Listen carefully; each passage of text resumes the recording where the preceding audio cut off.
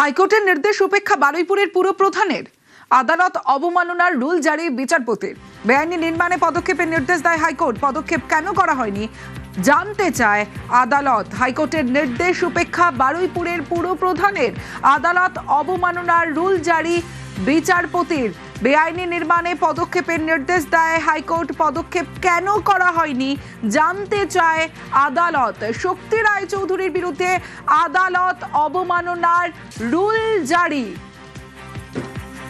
অর্ণব রয়েছে আমার সঙ্গে। অর্ণব, ঠিক কি নির্দেশিকা?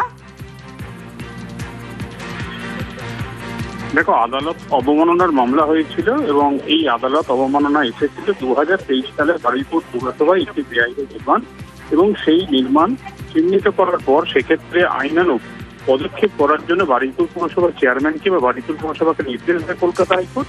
কিন্তু সেই নির্দেশ হাইকোর্টের নির্দেশ মতো কার্যকর হয়নি, তাই কন্টেম্প পিটিশন ফাইল হয় এবং সেই মামলার প্রেক্ষিতেই আজ বিচারপতি অমৃতা সিনহা, তিনি বারুইপুর পৌরসভার যিনি পুরপ্রধান, আদালতের নির্দেশ না মানার কারণে তার কাছে কৈফিয়ত তলব করলেন এবং তাকে সশরীরে হাজিরার জন্য রুল জারি করে ডেকে পাঠানো হলো।